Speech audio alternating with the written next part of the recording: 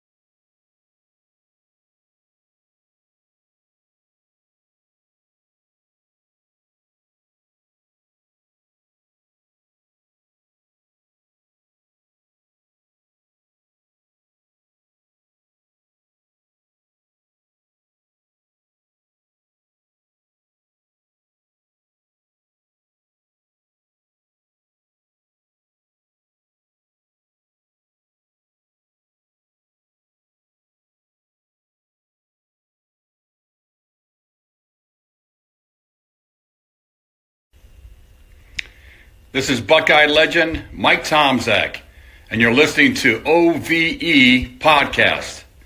It's Ohio versus everyone.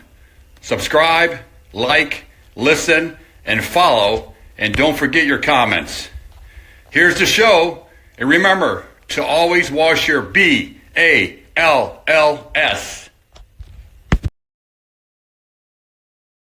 Former Buckeye legend. I guess Buckeye, not former Buckeye legend, current Buckeye legend. It's the OVE Podcast, Ohio versus everyone.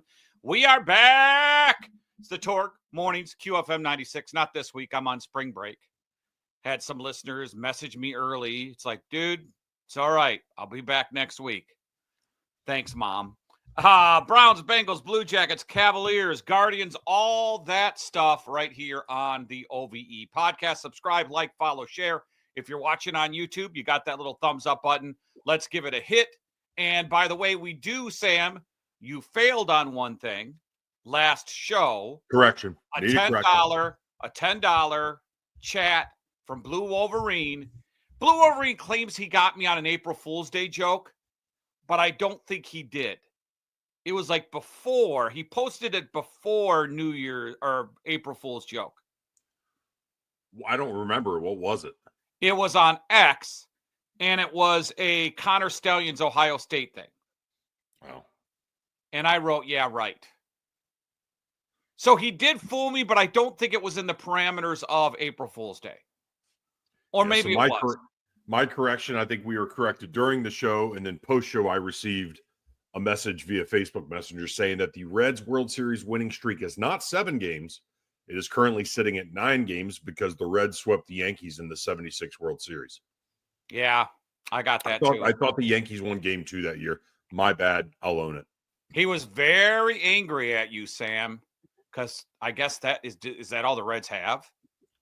I mean, yeah. I mean, I would contend that the 76 Reds was the best baseball team ever constructed, but you think so? Other than that, with the pitching staff, though. I mean, the only comparison, the only argument you can maybe make was the 26 Yankees, but I'm sticking with my Reds. I hate that 26 Yankees where they threw like 70 miles per hour. I don't know. And there were 6 teams in professional baseball. Yeah, and you didn't have any black players in too. So I don't know. It's very easy to. Well, this is baseball. This isn't basketball. What do you mean? I was going to say, I don't know if the black players had that big a contribution. I was thinking more along the lines of the Caribbean and the Dominican and Venezuelan and those types of players at that point. No, I hear you, but still, it's just you jokes, folks. Just kidding. Yeah, no one's taking you serious. I hope not. Well, who knows? We get some crazies out there. Sam, let's do a poll question. This is a funny one today. Biggest Ohio fumble, Ernest Biner or JD Vance? That's pretty bad, and in his defense, and JD there Vance is no don't defend JD Vance. Don't. I'm saying in his defense, you've got a 2-piece trophy that came apart. You maybe didn't realize was going to come apart, but what I would say is maybe do a little homework prior to. Just a thought. But can we also get rid of the lipstick tube trophy? Can we come up with something a little better? Yeah, I agree. You know what JD Vance looks like? JD Vance looks like the guy who, when you were in the school playground, was, all right, we'll take JD, you get the girl, but we get the ball first. Right. You know, that's what JD Vance looks like. But there's a concession. Yeah, like, all right, we'll take him, you get the girl, but we get the ball first. They were definitely, speaking of picking girls before guys, there were definitely some girls when back in the grade school days that were certainly picked well before some of the guys in my day. Really? Yeah, I'm trying to think how old we were. She went to she ended up going to New Albany. Her family moved to New Albany. I think she played basketball at Princeton, but she was like 6'1" in 6th grade. Really? Oh yeah. I like that. I like that a lot. I'm not going to give her a shout out because I don't know if she wants that, but yeah. I truth be told, I was a gym class hero because I gave full effort all the time. And in class, we just would have the girls, if we were playing like floor hockey, let's just say, I'm from Minnesota, I grew up there. I'm from Columbus. I grew up in Minnesota. We'd play floor hockey and there'd be like 4 guys on the team. And then all the girls would be like together, all bundled up, talking to each other from both teams in the middle of the gym. So they wouldn't like play. They just had their sticks down. If the puck came to them, they would just like hit it to one and would go, no, hit it to us. If the puck came to them, they would just kind of hit it out of the way, go, no. And then you had one of the girls who may have played for the Yankees, and she was the girl who tried. Like, I don't want to say that girl in my school, but we had a couple girls who may or may not have played for the Yankees, or at least do now, and you just didn't use that terminology then, and that they played. And it's like, wow. All right. We had a couple stud athletes when I was growing up, that would get D1 scholarships to play softball, to play volleyball, basketball. I know Gahanna had a bunch of girls that went on to play Division I sports.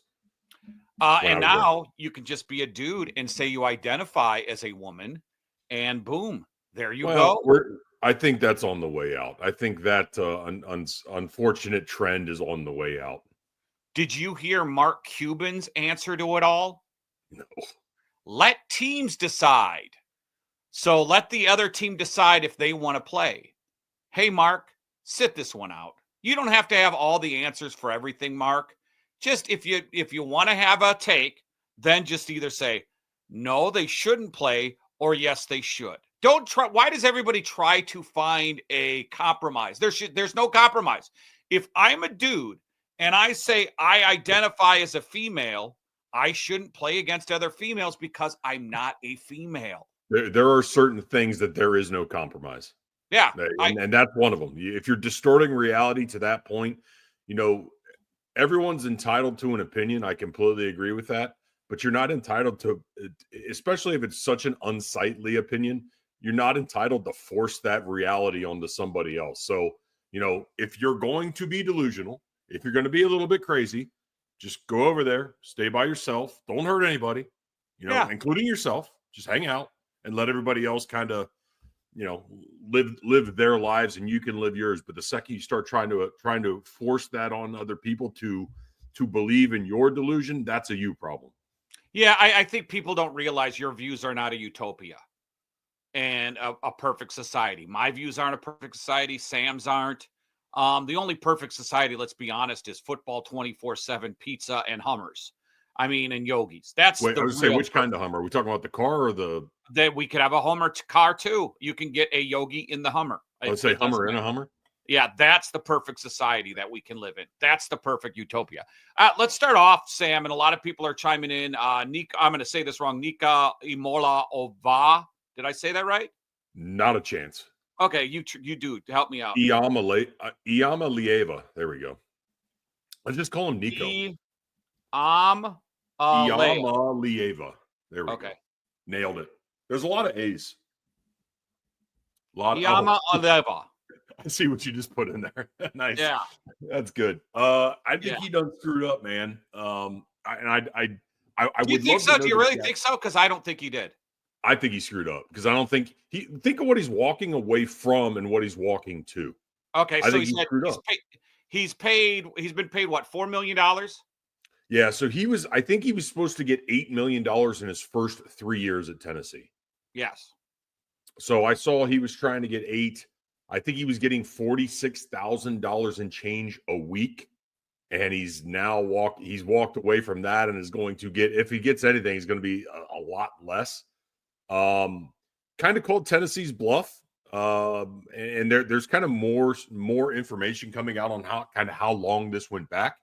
But we've always asked the question, who's the first player that's going to try to force a holdout in this NIL era in college football? And Nico was the first one, and Tennessee called his bluff and is now looking for a quarterback one. He attempted to hold out for a new NIL deal, was sitting out of spring practice, didn't even show up, was looking for $4 million a year versus I think the 2 and change he was getting now. Josh Pate, I don't know if you saw this in one of his shows, reported that Nico, among other players, threatened to sit out the CFP game last year against Ohio State without a new NIL deal. So he's gone from SEC true freshman QB1 at Tennessee, and now reported his 2 last suitors are UCLA and Tulane. Maybe UCLA can pony up the money. but I don't think Tulane will be doing that. So here's what I think happened. And there's a lot of family members involved too, and agents. And from his standpoint, so I'm going to look at it from his standpoint. And you can hate all you want, but it's in the rules. Now, I do not like guys who hold up your team for money. It happened in Alabama. I do not like Kyle McCord because of it. I think he quit on his team. If you make a commitment for your team, follow it out, and then you could transfer at any time, right? If he was going to leave, he shouldn't have even showed up for spring practice. To show up there and to say, well, I'm going to hold you hostage for the spring game is ridiculous. If you know you're going, don't even show up to the spring game and say you're sitting out. But to hold a team hostage, that's the part where I think it's 100% bullshit, right?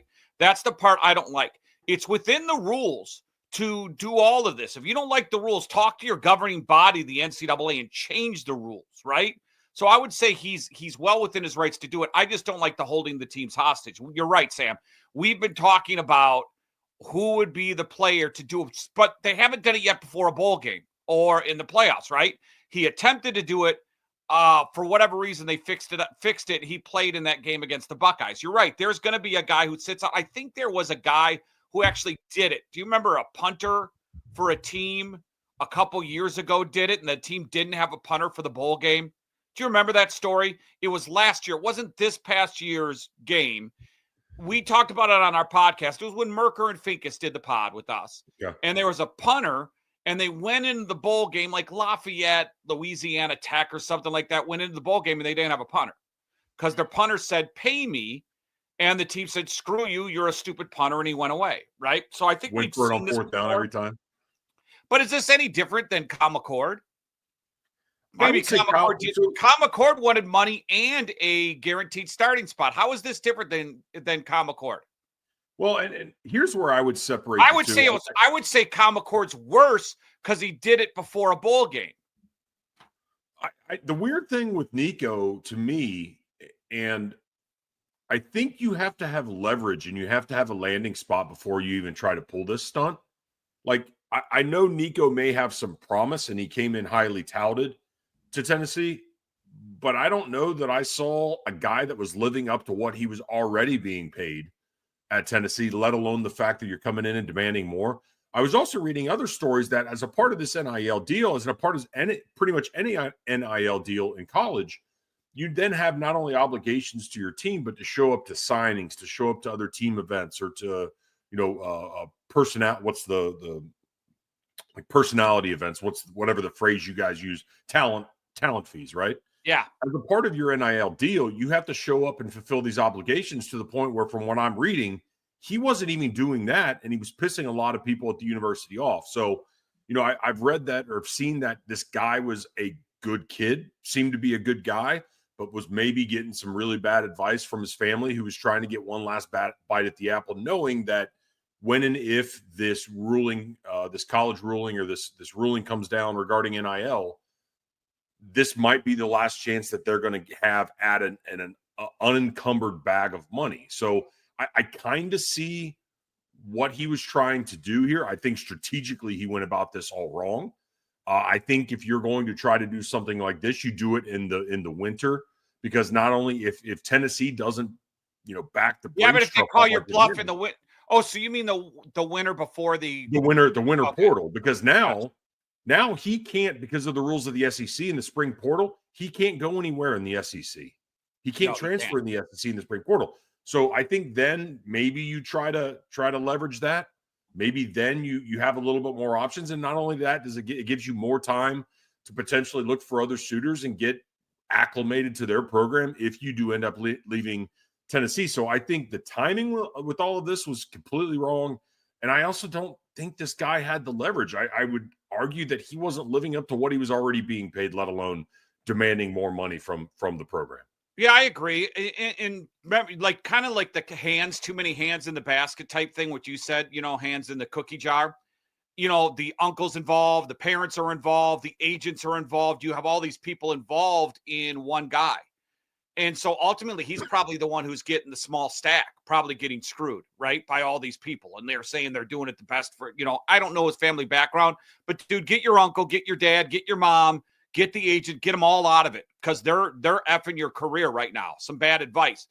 Could it be, though, Sam, that they possibly had a deal with USC, and then because the backlash, USC or Oregon, and because the backlash, Dan Lanning and Lincoln Riley maybe thought, all right, if we do this and we're the guys to give him $4 million a year, right, to match the Carson Beck salary in Miami, because other coaches have came out and said, no way, we will not even touch this guy, right?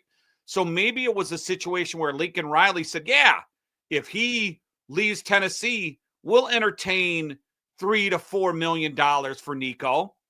And then maybe once it happens, they realized, oh boy, this is just a bad look. And if we do give him the $4 million, we're part of the bigger problem in college football where more people will do it. And then what if it happens to us? Well, what if one of our players in Oregon, by all reports, Sam, there's reports out there, I don't know if this is true, it's the internet, that Oregon's spending up to $40 million on this team. So I don't know if they really care about an extra $4 million to get a quarterback that's in after Dylan Gabriel, or USC worried about it, but it's at USC and Oregon. So they probably got a guy who could play. I just think he probably thought the grass was greener. And I think the offer was pulled at some point between when he announced he was leaving and now. I think that he thought he had an offer and then nothing was official and they didn't like how it went down. Well, and there were reports in all this that Dan Lanning was the one that picked up the phone and called Josh Heupel at Tennessee saying, hey, your quarterback's out here kind of pouring himself out to other schools to see if he can get a better deal at this time. So I think that might have been the first mover in this whole situation. And we've known that type of thing has taken place prior. And we've talked about Ohio State, how, they don't want those types of players using leverage from other offers against Ohio State to get better deals. But we've also talked about this for the longest time, that eventually there was going to be a situation where somebody's going to have to take a stand, right? Whether it's a school, whether it's a group of NIL collectives, or it's a head coach, to where we're not going to put up with this crap anymore. We're trying to jump off this slippery slope of NIL so that we don't see this regression. We don't see this continued downslide of these players holding other programs, including the program that you're a part of, hostage for more money. So I think we finally have now had the epiphany. We've now finally had that awakening just in time for the entire system to change yet again. So again, the whole thing with Nico is you got to have leverage, man. You got to have leverage, and the time. I think he thought he had leverage from the standpoint, Sam. The problem is he's a 19-year-old kid or 20-year-old. How old is he? 19, 20? Yeah. 20-year-old kid, young kid. I think he thought he had leverage because he's got so many damn people in his ear, right? And in reality, he's 20. Yeah. Remember, he's the reason why Tennessee got in trouble before. Remember the private planes and getting paid as a freshman? I mean, he's been in trouble before. The thing for me, and I get it, he is not going to be an NFL quarterback. He thinks he's going to be, but he's not, right? So that he's probably look at it and go, okay, $2 million a year. If I go here for 4 years, that's $8 million. Row. I got my uncle in the candy jar. I got my mom and dad in the candy jar. I don't know if they're married or not. Could be two separate entities. I got agents. So of the $2 million, what's he probably getting paid? $500,000, $1 million, right? Because he's getting bamboozled by his family and an agent. He's not getting good advice. Who is looking out for this kid? Who is there? Probably his coach, right? His coach probably looked at him, but he's getting, man, my parents care about me. So from their standpoint, if you're not going to the NFL and you want generational wealth, $4 million a year for the next 2 years would probably get him that generational wealth for everyone, right? The problem is he's getting bad advice. I don't know if the kid's smart or stupid or not, but I know what his family and the agents have done to him has really screwed him. This is bad advice. And I don't, you have dealt with agents far more than I have, and kind of what you do for a living, right? Yeah. I don't know that I would necessarily put this on the agent. I don't know if he's got a good one or bad one. To me, it's irrelevant. I think the fact that his family is involved is the problem here, because they're instead of making good business decisions, which this is at the end of the day, they're letting emotion get involved, and you can't let this type of emotion blind your vision as far as what's a good business decision and not. So again, I put this more on the family being involved than I do an agent, because I don't know. I was just saying, I don't know a lot of guys in college football right now that are navigating these NIL waters without the agent, or without like a guy like Marvin Harrison Jr., whose dad was in the NFL and has had to deal with all this stuff in the past. So there's that instilled wisdom, that lived wisdom there. So I put this far more on the family being involved in this situation than I do the agent. Unless remember in sports, there's player associations, and these agents have to be certified agents in the sport, right? So do financial advisors with the NFL, for example. Agree. So if you're not technically a sport and they try to disguise this whole amateur BS, right? There's no cap in these sports. There's a cap on what you can make from a player. I think 3%. And then if they do financial services, it could be another percent or 2% or whatever. But in college football, the way it's structured, Sam, there's no percentage. And I know there's like leading agents who are doing this, where they kind of, Ohio State would call these agents, say, hey, we need a quarterback. Who do you have? Right? There's some leaders in the business, kind of like the Drew Rosenhauses or Lee Steinbergs and stuff like that, right? In pro football, the top 5 players. In this, I'm sure you need the top 5 players. I don't know who his agent is. I don't know what his agent's taking from him.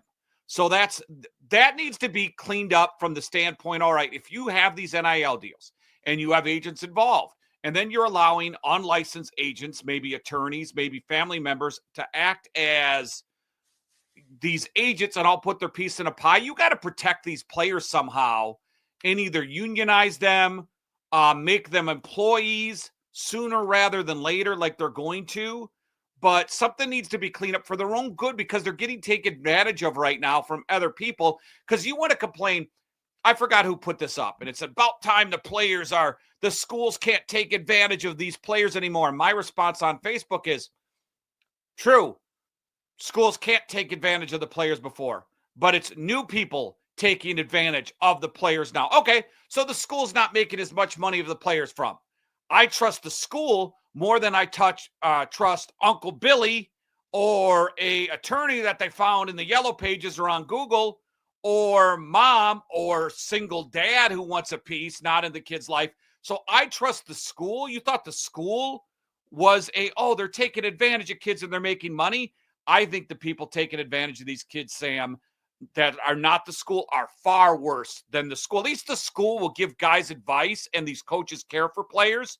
You think the uncles and the dads care about, listen, they love their kids, but I'm just saying they want to get rich as well.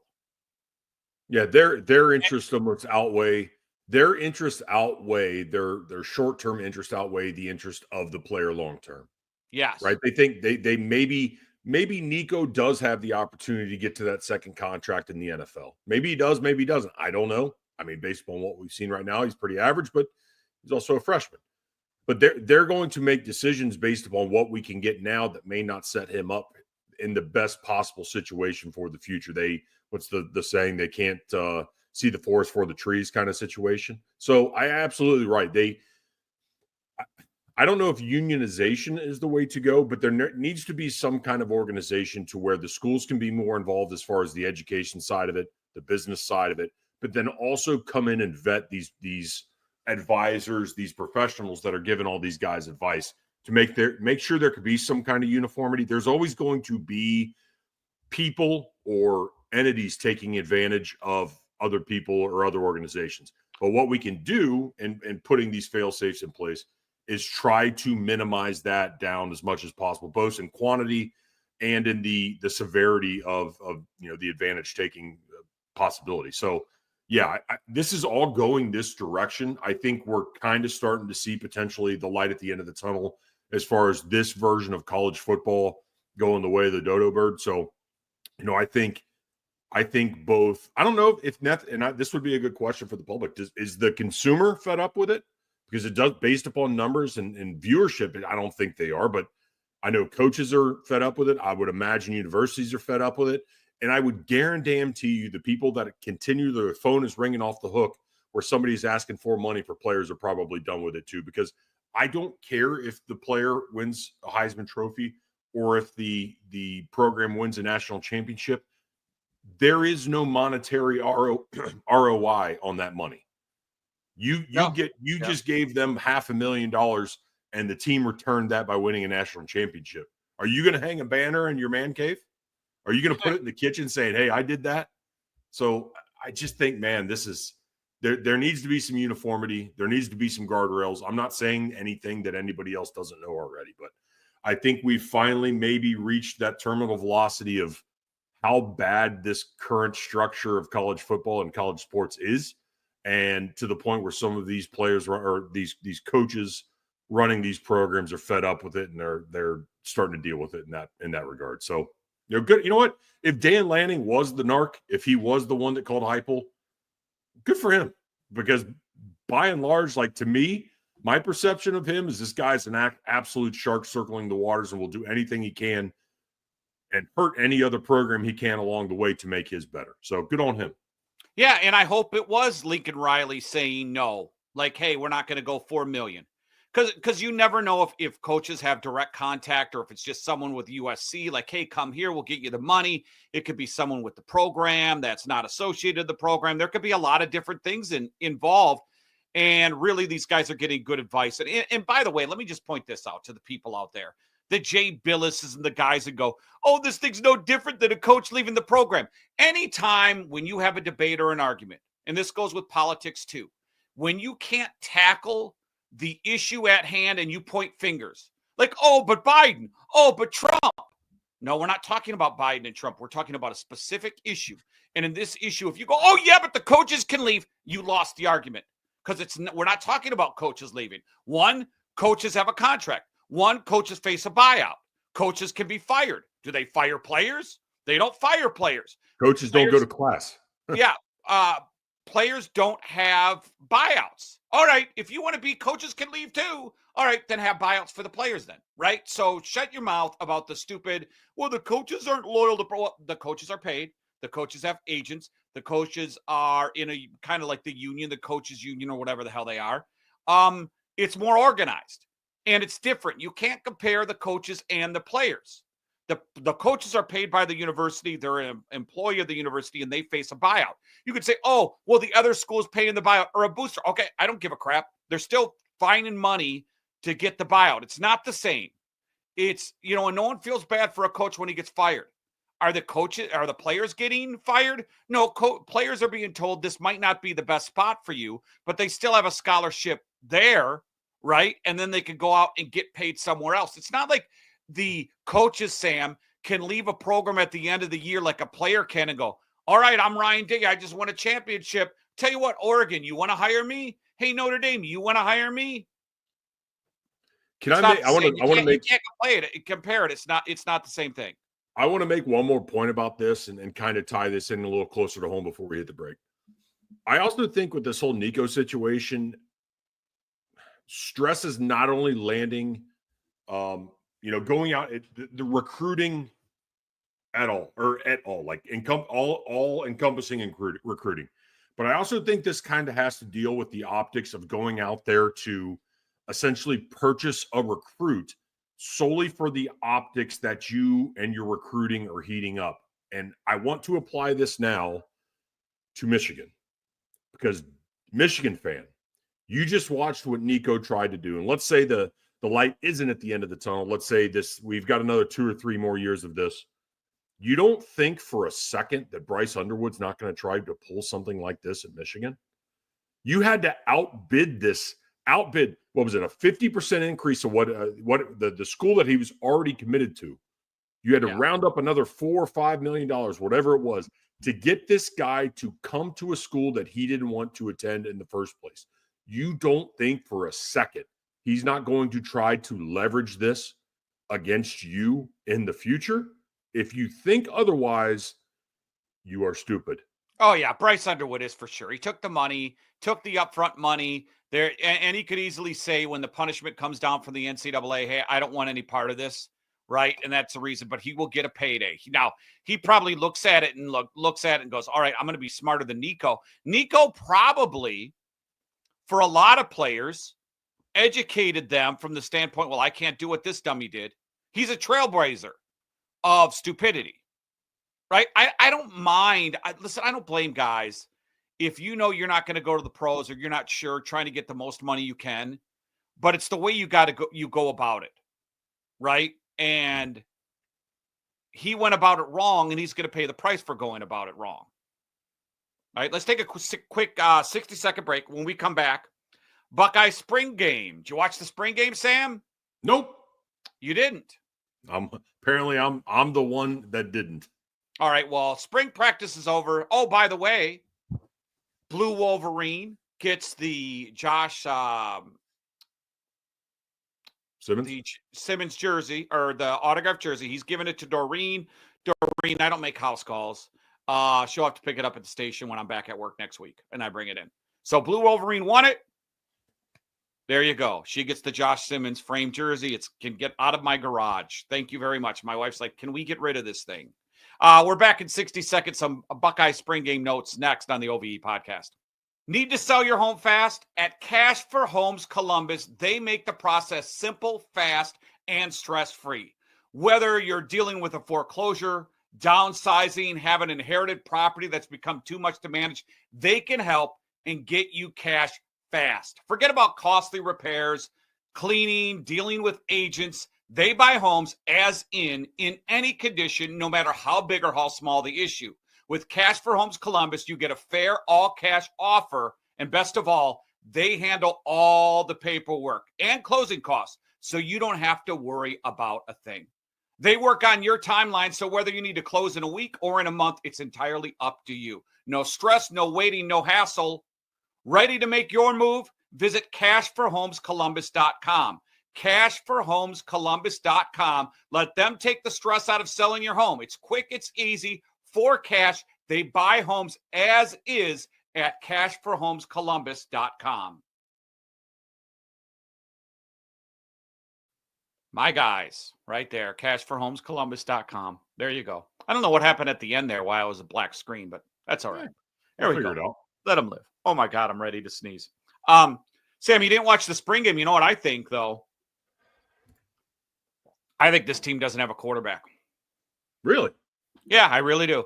And I think right now, if they were going to here's the problem that they have, kind of the dilemma. I think they were missing throws, and I think St. Clair is really, really, really behind. You'd be insane to think he's even in the quarterback battle. He needs a year. But this is kind of the problem if you're Ryan Day. The problem with your Ryan Day is Julian Sayin was a 5-star number 1 guy on his board. There's some reports that I've heard from inside the Woody that he was the highest ranked high school quarterback that Ryan Day has seen at Ohio State, right? Don't know that for a fact, but Ryan obviously he was the top guy on Ryan Day's board. He brings him in, and that's why Devin Brown left, because he knew Julian Sayin was going to be the top guy.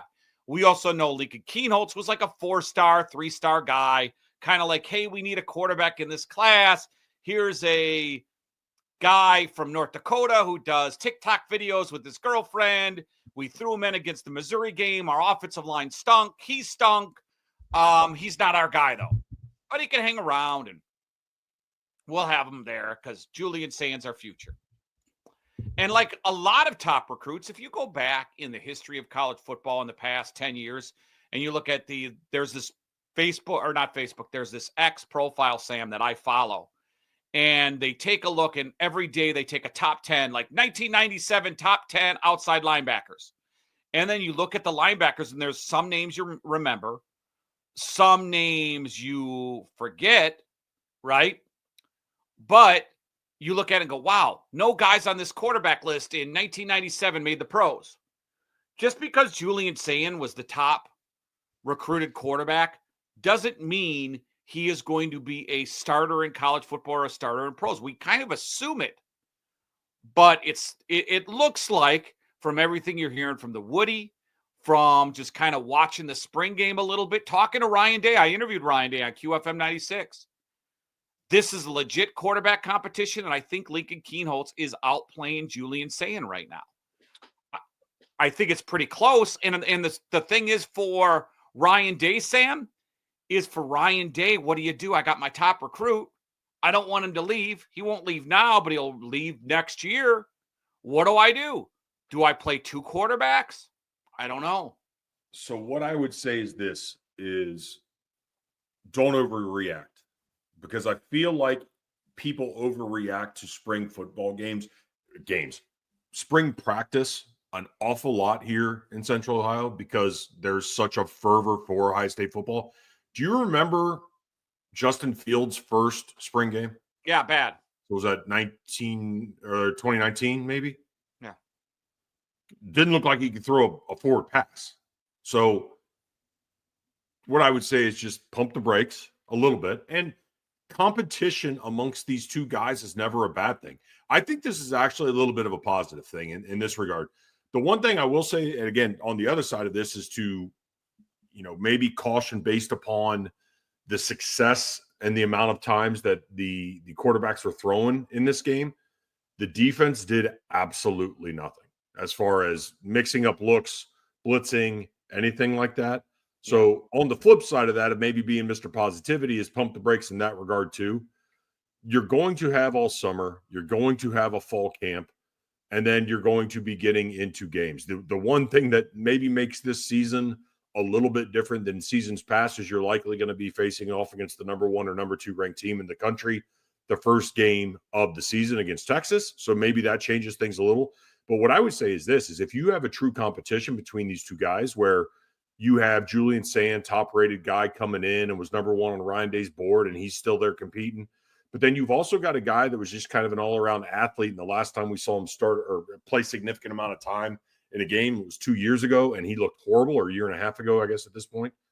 I think it should be a positive thing that Lincoln Kienholz has kind of grabbed the bull by the horns and has been able to grow this much in this amount of time to where you have this a legit competition between these two players. To me, I think there's a difference in the style of play between the two quarterbacks. It's, do you want the more athletic guy that can maybe run the ball in Lincoln Kienholz to run the offense? Or do you want a guy, to me, that probably has a much higher ceiling than Lincoln Kienholz does as far as what his talent will allow your offense to do? So to me, based upon the history of Ryan Day, he likes the guy that can sling the ball. So I think he's probably going to go with Julian Sand. That would be my hunch now. But it's never a bad thing to have a good backup quarterback that could come in and that has shown promise. And like I said, I think this is a positive thing that if Lincoln is now competing with Julian Sand, it means he's taken monumental strides to get to where he is now versus where we saw him a year and a half ago. Yeah, I don't think either one of them are perfect. I don't think either one of them are blowing you away. I did like to see Brian Hartline. He was up in the box, so that's where he's going to be this season, it looks like. Wide receivers look good. You're right. It's a very vanilla game. It was offense against defense. First team units couldn't tackle each other. They both did some good things. I'm rewatching the game right now. They made some decent throws. They knew where to put the ball at times. I really like the coverage from the corners. I think our corners are really going to be good. I don't think we are going to lose a step in our back five from the standpoint as Caleb Downs is there. You have leadership there. This is a passing league now in college football. I think our defensive backs are going to be really good and probably improve. Denzel Burke didn't have a good season. He just didn't have a good season. I think we're going to improve. We're going to have more depth. So I'm interested to see what they're doing.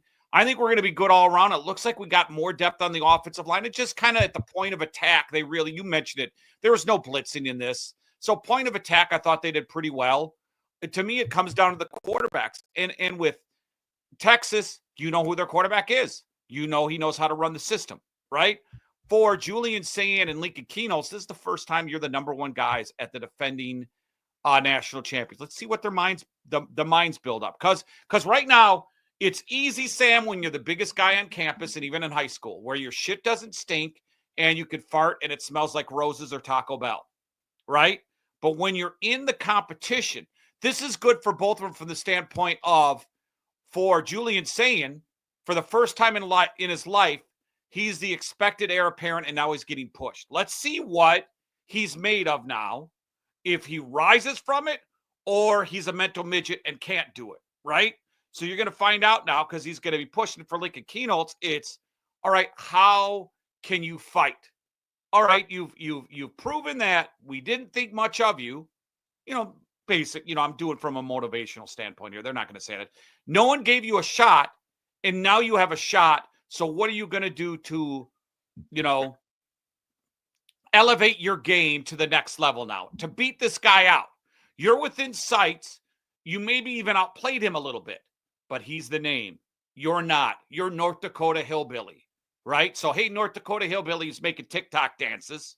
You're my guy. By the way, my son's godmother is friends with his family. He is a legend. I'm gonna probably try. She said, "Hey, do you want to get him on the podcast? I know his family." Da, da, da. So we might get him on the podcast here soon, Sam. So I'm not saying anything negative. Him. What I'm doing here is I'm talking about motivation and generalization here. He now has that opportunity to take this job. So we will see what these guys are made of now from now until summer camp, fall camp starts, because players will tell you, any player will tell you, the easy part's over. The summer program sucks. The easy part now is over. Summer program with Mickey and guys going nuts on you. Now it's the hard part.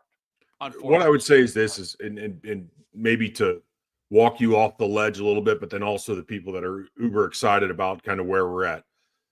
Just take a breath. You know, we've seen in the past some of these quarterbacks that have turned out to be really, really good quarterbacks have either had huge games in the spring game and then were turds. Never. Well, I'm talking about the whole started. spring practice in general. I'm not talking just the spring game. Right. But I'm just saying, like, let's not overreact either way to this. This is just a part of the process. The coaching staff, i.e. Ryan Day, wants you to see what he wants you to see. He wanted to stress the quarterbacks a little bit, correct me if I'm wrong, didn't they go a little bit live in the spring game as far as quarterbacks could be hit? Not the first team. Okay. So maybe that was the scrimmage the Saturday before. He's trying to stress these guys out and see kind of how they react under a little bit of pressure as far as calling the offense, being able to get their reads in and sling the ball around. But he's also not going to show you too much. So the defense was not necessarily put in the position to win in that spring game. He wanted you to see, he wanted to show off what he wanted you to see. Let's just take it as that. If a guy's doing a crossing route and he's wide open and Tavian St. Clair throws it 10 yards behind him, I mean, that's a problem. That's a problem. And to your point about just breathe and take it easy. So when I had Ryan Day on, it was after the scrimmage, and I said, dude, Ryan, people are making a big deal about this scrimmage. And if the offensive line looks good, and then the defensive line is going to look good. I'm watching it again. Tavian St. Clair, a horrible pick 6 in this one. I forgot to mention that too, because I was listening to it on the radio, and I mental note, I forgot the Tavian St. Clair horrible pick 6. But I asked Ryan Day that, like, people need to chill out, right? And he disagreed with me. He said, no, I don't think so. He said, this is competition. Coaches can go from a competitive level and take everything in practice in scrimmages and spring games. And we're looking for ultimate competition.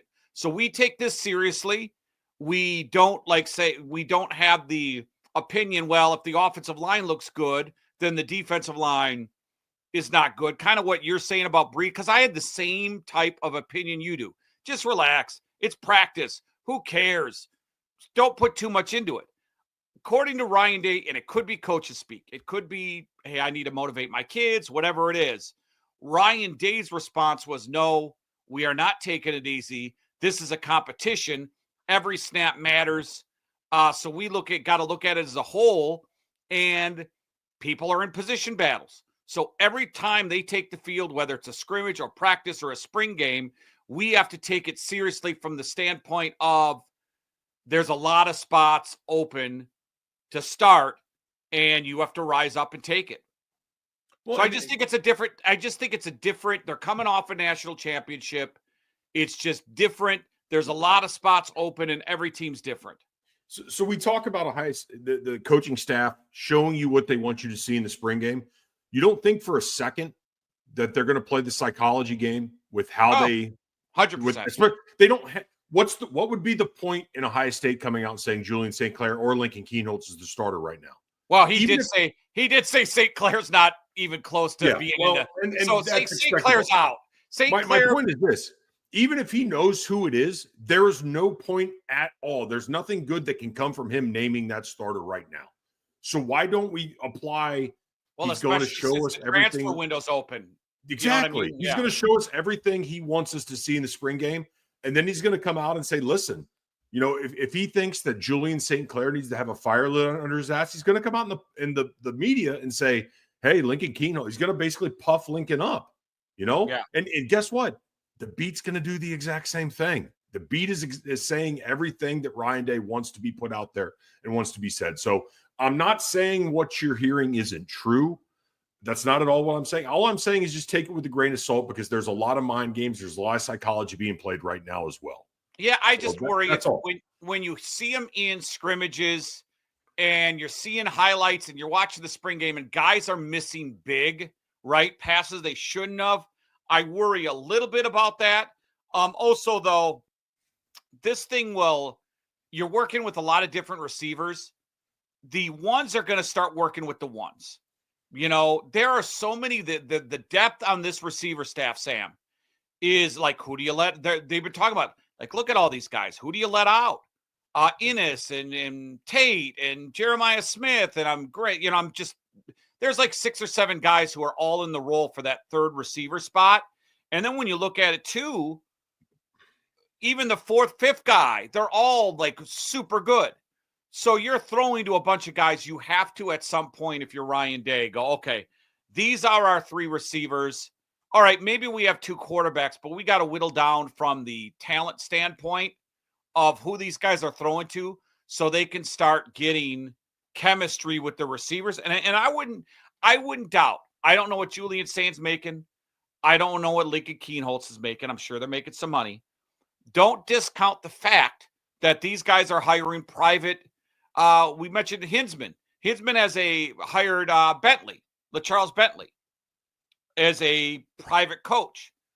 Don't discount Julian Saint hiring a top-notch private coach to work with him in the offseason. I would think Lincoln does as well. So not only maybe the coaches, because of rules, can't have one-on-ones, you know, and then you would just have the weight guys come in and they're paying attention to who's in the woody, right?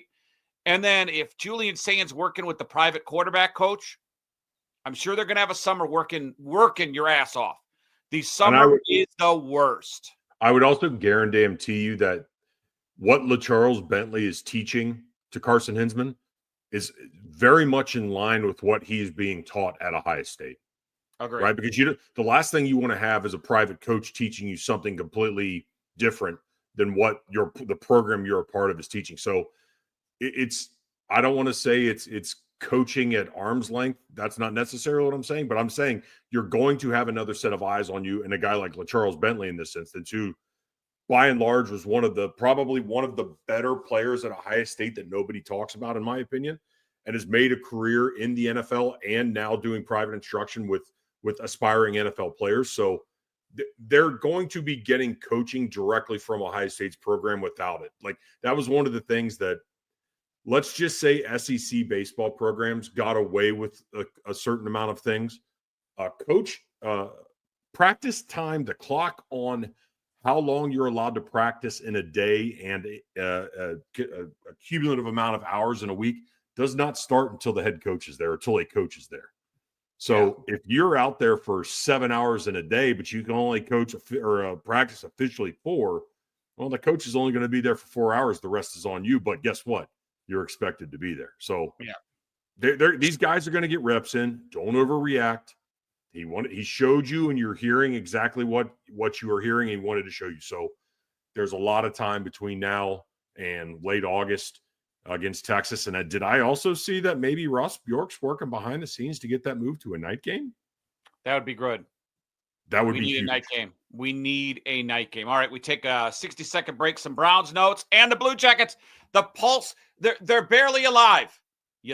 Damn it, Blue Jackets, you just went on a roll too late. I mean, you screwed yourself. You really did, man. You know what? We'll talk about that. Browns get a welcome face back. We're back in 60 seconds. OVE podcast. We go to war for you. At Schuerger Trial Attorneys, we don't back down. Accident? Call us today at 877-WAR-FOR-YOU or visit warforyou.com for a free consultation. Know your rights, because results matter.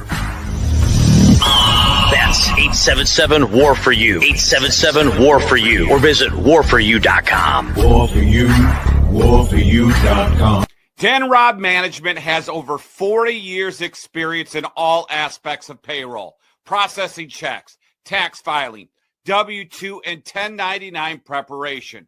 First-time customers get 50% off their first 3 months processing fees. Give them a call now, 614-297-1158 or denrobmanagement.com. Are the OVE podcast. I'm the Torque Mornings, QFM 96. He's Sam Groom, Ohio versus everybody. Subscribe, like, follow, share. If you're on YouTube, hit that little thumbs up button. Remember, make us part of your day. We decided as a podcast, to be quite honest with you, we are really scaling back to maybe after this month, not very often. Standpoint, no one's getting paid here. I haven't gotten paid since December. It's not worth the time for us to do. We enjoy doing it. The problem is it takes a chunk of your day to do it. Sam's a financial advisor. He loses money every time he does this. He has gotten paid, but I haven't paid him this month because I'm not getting paid. I'm losing money as a business guy, right? So we will do this. Sam will call me and go, hey, dude, I got a free Tuesday. I got a free Monday. We will do this same channels where I'll set up. I don't think we will do it on the streaming sites because I don't know how to put it on the streaming sites, meaning Pat from Menace is not going to be able to put us on the streaming sites. So it'll be a Facebook, X, YouTube type thing. And then maybe I'll find a way from Pat, like, hey, how do I put it up on streaming sites? I don't know how to do it. Can you? I could probably figure it out real quick. Do you think it will take us time? I think you got to have an Adobe Audition, though, don't you? I don't know. I'll find out. Find out from Pat. Sure. Not making any promises. But just so you know, we are going to scale back big time. Sam, the Browns signed Hang on, are you going to hit him with the second half of that, or is that still in the works? What's the second half? What we're planning on potentially doing going forward in the season? Put in the private chat. Sounds like it's still in the works. Yeah, it's still in the works. Okay. Let him live. Yeah, I don't know. I get told a lot of things. Then people abandon me. It's all good. Hey, what do you think of Flacco signing with the Browns? The Browns fans think they're going to the Super Bowl. I mean, it's a good move. I would also caution. We talk about caution Ohio State fans on what you saw in the spring game. Let's also not forget the guy, in addition to the 25 touchdowns, he threw 25 picks. So just take a breath. I think it's a good move. I think all along the way, I think their plan was to get a veteran guy and then to have a backup, take a shot in the dark on Kenny Pickett because he was a first-round draft pick after all. But I also think their whole plan after all, the whole time was to go get a veteran guy, whether that was Kirk Cousins or Joe Flacco, and then get a guy, whether it be a guy at 2 or, trade back into the first round to get a younger guy to develop going forward. I thought that was the plan the entire time. So you've got a guy that's familiar with Stefanski. You got a guy that's familiar and seemed to love the city of Cleveland. I'm here for it, but this was a 3-14 team last year. I'm not setting my hotel and flight arrangements for wherever the hell the Super Bowl is just yet. Yeah, and I think they're a 5-12 team, depending on what they do in the draft. This was a year too late with Joe Flacco, and the word was they didn't want to bring Flacco back in that locker room with Deshaun Watson because Deshaun would lose his confidence. That's a bunch of crap. You do what's the best for your football team. The problem is you sold me, Sam, that you didn't need to rebuild, right? And so if you don't need to rebuild, and Andrew Berry said, and Kevin Stefanski said, well, hey, we're a playoff football team. We just need a quarterback. Do you really think you're a playoff football team with Joe Flacco and Kenny Pickett? So you're not. And then people are saying, well, they're going to try to bottom out to take Arch Manning number 1. One, you got to assume that you're going to have the number 1 overall pick, and you might not. And so that's one. And two, if that was the case, if you were going to bottom out, why'd you re-sign Myles Garrett? You should have traded him for more picks and future picks so you have more chance to get the number 1 overall pick. Because if you would have traded Myles Garrett, had multiple picks for next season, you could combine them with your pick and then move up and get Arch Manning if that was your plan. You better hope to, Sam, out of Shedeur Sanders, Joe Flacco, Kenny Pickett, who's the best quarterback? Who would you go into the year with? Kenny Pickett, Flacco, and Shedeur? Yeah. I would say if you're trying to win Flacco and develop Shedeur, if you realize finally that you're in full rebuild mode, run Shedeur out there, let him try to learn as much as possible. All right, because I think Shedor's probably – I did not like what I saw from Joe Flacco last year when he was handed the starting job. He just turns it over. I don't think he's the guy right now. I think he's older. I like it from the – if you're a fan's point of view and you like nostalgia, he did something wonderful for you. I get it. He's probably better than Kenny Pickett. But you better hope from a Browns point of view that Shedeur Sanders absolutely sucks. Because if he – let's say Shedor's good. All right, we're playing podcast here. If Shedeur's good, like really good, and you passed on him as an organization, that's another one. Well, we could have had Shedeur. Oh, we could have had Patrick Mahomes. Oh, we could have had Josh Allen. Oh, we could have had this guy, and you screwed the pooch again. You better hope if you take Jackson Dart early in the second round or the kid from Louisville, whoever you take, it looks like they'll take a quarterback in the second round, right? Whatever you do, you better hope he's better than Shedeur Sanders. You better hope Shedeur Sanders is not a star. Can I ask you a question? And a question not only for you, but a question for the chat as well. Who do you think is the best player in this draft? I'm not talking quarterback. I'm talking overall. That's tough because I don't know how you're going to use Travis Hunter. Because I don't know if Travis Hunter is I think Travis Hunter's a lockdown corner.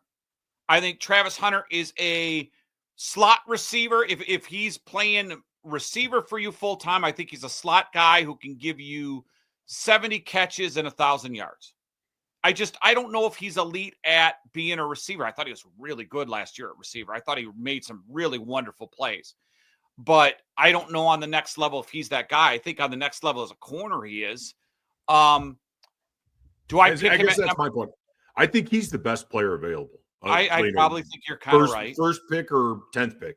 I think he's the best player. So if you can go, if you're the Browns and you still have some rather high draft picks to where they're at a certain spot in the draft that they are expected to be or compete as a starter next year, I don't know how it's a problem for you to take the best overall player in the NFL draft in the overall draft and be able to draft him at number 2. So is he better though? Is he better than Ward, Emerson, or Newsome? Those are your 3 corners. You're probably the deepest team in the league at corner. I think you put him opposite Ward, but as we've seen with Denzel Ward, not only is he ouchy, but he's one bad hit away from drooling on himself in a retirement home, unfortunately. So you trade Greg Newsome? I maybe. What does it get you? All I'm saying is 3rd round pick. All I'm saying is if Denzel Ward stays healthy and Travis Hunter plays corner, you've got the 1 and 2 locked up. I think you're going to have a lot of success if that's what you're able to do. And let's say he does. Let's say they throw him in at wide receiver every now and then. This offense needs weapons. Well, to me, he's an automatic starter as a wide receiver. Yeah, I mean, he's a absolutely. starter. So again, right? I think it's best case scenario. I think if you can add not best case scenario. I think if there was a quarterback that was franchise quarterback could fall to you at 2, like that'd be great. But I don't. They also need a defensive end on the other side. Yeah. But I mean, I feel like that's been as long as they've had Myles Garrett, that's been the situation, and it almost always seems like Myles Garrett always makes those other guys better. Yeah, whoever it is. But they've always had a guy like whether it's a Darius Smith or someone like that on the other side where you look right now, you're looking at who's Joe Bafutsik's playing. It'll be interesting because they still need a left. Well, I don't know if they need a left tackle or not. I mean, Jones will be their guy and then roll him out and see. There's a lot of questions. I like Abdul Carter too. I think if you can get either of those guys, I think there's far more versatility with Travis Hunter. But dude, you put Abdul Carter and Myles Garrett on each end, like I feel like that could be some serious damage to opposing quarterbacks. No, I tend to agree, man. It is it's going to be interesting. Sam dropped off here, so he'll reconnect on. He was having bad internet today. Blue Jackets tonight. Blue Jackets need to win. Blue Jackets play the Flyers tonight. I'm an asshole, sorry. And then they play the Islanders Thursday. Montreal must lose to Toronto tomorrow. I will say this from people that I have talked to, or not I've talked to, but I have been just kind of following Toronto media on social media, right, Sam? Toronto does not want to play the Columbus Blue Jackets. Toronto. So you think they're going to just lay down? They may. Toronto wouldn't play the Jackets. Toronto would. Yeah, they would, wouldn't they? The Capitals are the number one overall in the East. They locked that up that's already. right. That's right. Okay, they did lock that up. My bad. This was taken. I saw the guys from Spit and Chicklets talking about this, and I was listening to talk radio a couple weeks ago. That's right. I am curious. I'm very curious to see what Toronto rolls out there tomorrow, because they have their seating locked up. It's all locked up. It's all locked down. But also, like, these teams don't like each other. And if Toronto could go out there and piss in Montreal's cornflakes and keep them out of the postseason, they would do it in a heartbeat. It's in Toronto, correct? Yes. I didn't think we'd be here.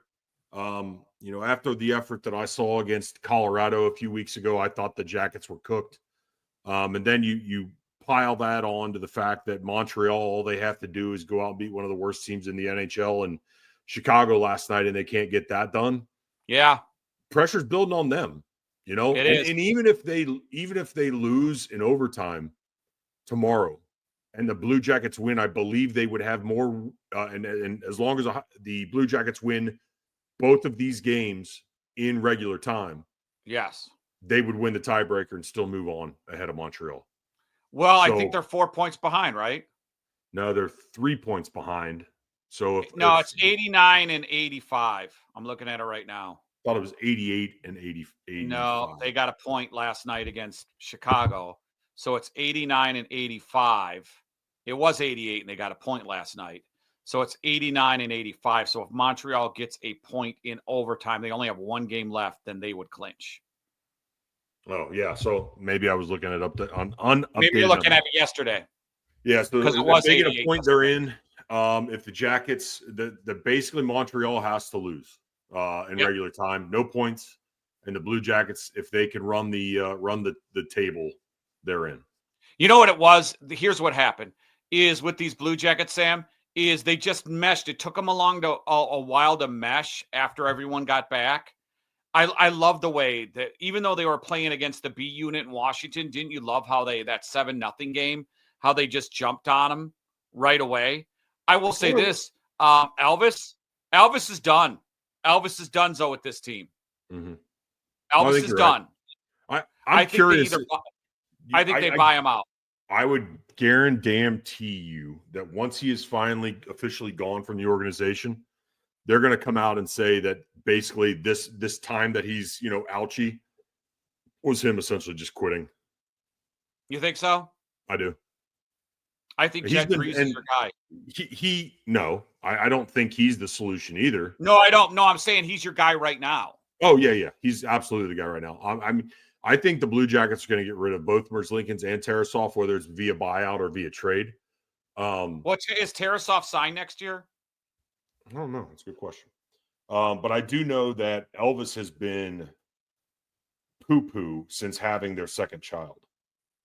Yeah. Like he was playing pretty decent hockey, and all of a sudden, second kid comes along, and he is no longer mentally invested. He is, though. You know what? I think, though, he will thrive somewhere else when he isn't handed the starting spot. Right. And for us, it's $5 million a year for the next 2 years. They'll buy that out. What the cap will, they'll have to pay 75% spread out over 4 years, correct? So it'll be like $3.5 million against the cap for 4 years. Yeah, it's double the years. True? You have to pay him the same amount of money, but only 2/3 of the money of the contract is against your cap. So that only two. So what would it be? It would be they would take that $3.5 million per, it'd be $7 million spread out over 4 years. So if he is owed, let's just say 10. He's owed, 10. So only six and change, $6 and $2/3 million apply to your cap over the next 4 years. I'm sorry. So it'll be 2.25 over the next 4 years. It'd be like 1.8 a year for the next 4 years. All right. because only 2/3 of the money counts. Yeah, so I don't think the Blue Jackets have any problem doing that, buying him off. No, Of I mean, course, they'll try to trade him. I don't think it'll happen, but I think by draft time, they're going to have to figure out if we can't move this guy, we have to move him and release him. And I think they were just kind of waiting. I don't think they wanted to do the 3-year buyout, and especially that they didn't have a plan at goalie and they didn't have a competent GM. I think they have a competent GM. I think they have pieces with the draft where they can trade for a goalie. The market for a goalie, Sam, is not as high as people think. If they took one of those first-round picks, you could get a starting caliber goalie in the NHL for a first, second-round pick. Teams would be dying for that. There was a glut. First-round pick. There was an absolute glut of veteran goaltending available last year. There is right now, I think. The market looks like. Don't you think? I don't. So, yeah, and you've got the cap space, right? I do know in Elvis's contract, getting rid of him with 3 years to go versus 2 years ago, there was a significant bump. That's why they, for the reasons you also just cited, they would have had to pay him a lot more money. And so, yeah, I mean, you remember what Jarmo did with all the veteran players? You know, how do we make this team? How do we make this locker room better? Remember the two guys that they all told Jarmo you had to get rid of? Yeah, Elvis and Patrick Laine. Patrick Laine and Elvis. And what did Jarmo do? He got rid of all the veteran guys that told him that. So I think this was pretty quickly identified. They tried to give him an opportunity. And by and large, it seemed like Elvis had stretches this year where Nicholas Backstrom came in, was the goaltender coach for the Blue Jackets, seemed to be taking hold and seemed to be far more in control of his game and seemed to be the guy that you couldn't get under his skin as much and get him off his game as in years past. So he seemed to mature. But you can't, if you're really trying to build a contender, you can't bank on Elvis. I think they finally realized he's not the guy that is going to take us to where we want to go, and they're going to do what they can as an organization to get rid of him and replace him. Well, you got to keep Fabro, right? I mean, that's a must. Matt Tkachuk, and I don't think Fabro is going to demand a ton of money. I mean, he was getting 2.4, 2.5, I think, when Nashville let him go. So yeah. Matt Tkachuk is now your second-line defender. He's been playing on the second line the last few games. That will be his future, maybe top line. I don't know. Depends on how well he adjusts his game. I'd probably keep him on the second line. The Provorov stuff is going to hurt because if they don't give him 8 years, he is going to go somewhere and try to get the 8 years. Mm-hmm. I can tell you for a fact. So is Jordan Harris. Do you feel confident enough with Jordan Harris and Eric and Branson as your bottom line? Because you're going to have to get a defenseman somewhere. And you want to upgrade a Provorov. You don't want to downgrade on a Provorov. You know what I mean? Because Severson sucks. Yeah, but nobody's taking his money. No. But Severson's in there. He's going to get an opportunity. Maybe Severson, Matt Tkachuk, and then Harris and Branson is your third line. That doesn't do a lot for me. It doesn't make my... But when was the last time with Elvis you watched him, Sam, and you go to all the home games? When was the last time you watched Elvis and say he stole a game for you? Elvis cannot steal a game. The outdoor game is the only game that I can remember say the reason why the Blue Jackets won that game is because he stood on his head. And that should happen 10 times in a season. Yeah, it should happen more often than it does for sure. It never happens. You can only blame the defense for so much. And they've been doing it for 3 years with him. Yeah. They've been doing it for 3 years. And they've been tinkering with the defense and changing the defense. You got one of the best defensive players in the league. Now, they will not win the Norris. The Norris will not go to Werenski if they don't make the playoffs. I don't think he when the team had that 4-10-1, he kind of hit the skids too. Wasn't near as hot. I think McCarr's kind of run away with it at this point. Yeah, he has. But to get in the conversation, he'll be top 3, but he might not be top 3 if they don't make the playoffs. Can you imagine? You know, let's play podcast for a minute. Imagine, if you will, Blue Jackets take care of Philly tonight. Montreal goes out and gets beat by Toronto. Can you imagine the juice that is going to be a nationwide arena on Thursday night, playing against the New York Islanders, who have absolutely nothing to play for, that team is going to have and that building is going to have? Who are you taking to that game? I'm taking my kid and my stepbrother and his son. Oh, dude. Sorry. Screw the stepbrother. Why is the stepbrother getting crap? Like, seriously, the stepbrother goes to see Trask, and stepbrother should get nothing. It should be me going with you. Should be. But these plans were made. Just tell me the truth. Rub your nose if you don't like this guy. I know he's my stepbrother. I know, but did you ever live with him? No, I've never lived with him. The kid is very excited to not only see my son but go to the game. So he's just saying that to kiss up to get your tickets. He's saying he's excited because he's kissing your ass. Well, maybe. I don't know. But these plans were made a week or two ago when the Blue Jackets did not look like they had any opportunity to make the playoffs. Man, me missing out on this game. Someone's got to take me. Tell you what, though. Can you give me a ticket? Hey, can you? Tickets. I can get playoff tickets. I'm not worried there. So can I. I'm just saying. I know. Well, you have them. Oh, okay. Yeah. Do you want to sell me too? Well, let's just say they make it. Maybe you can be on the short list. That's all I'm saying. I gotcha. I'll pay for the booze. That's not a problem. Did you not have a good time last time we went to a game? Do you remember who they played? I remember we spent a lot of time at the bar. I do remember Rangers. That. Was it? Rangers? Maybe. Pretty sure. Yeah, sounds right. It was Rangers. Yeah. It was Rangers. Well, playoff game there'll be some juice. Yeah, it will be. All right. I don't know when we'll be back. I think I'm going to try to get the wrestling. I'm going to Emilio's tomorrow for lunch. We're going to try to do the wrestling pod, but I have to go to Emilio's tomorrow for lunch. I'm trying to take my kid. My oldest is here for spring break. Everybody else went to like Dolly World or whatever the hell it is, right? Dollywood, whatever. And so me and my son, I'm going to take him to iconic restaurants for lunch this week. So you got Emilio's tomorrow. And Emilio's is where? West Side. It's the pizza joint. Is that the one down by Georgesville? Sabados, yep. Okay. I'm going with Adam. Okay. And then I don't know, where should I take him Thursday? You said it's lunch spots, right? Well, whatever. Famous spots, lunch spots, yeah. Been to Thurman's. Johnny's by the track. What about, is Ohio Deli still open? I don't know. Is Brown Bag still open? Challenge? Is Brown Bag still open? Brown Bag? Yeah, see, I was never really impressed with Brown Bag, though. Oh, no. Ohio Deli got destroyed by a fire. Really? 11 years ago, so never mind.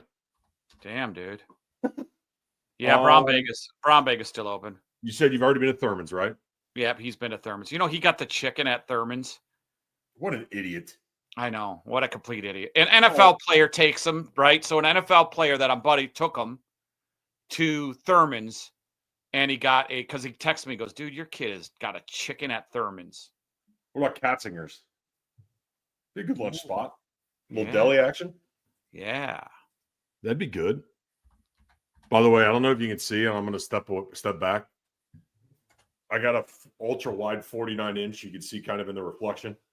Oh, nice. Oh, we're. I look bad in 4K. Let's just put it that way. Nice. All right. You're kind of glitching a little today. Well, I did hit the button on my mouse that had the automatic back. Oh, I switched internet servers, and you can't tell the difference, can you? You didn't really freeze. You used to freeze a little bit.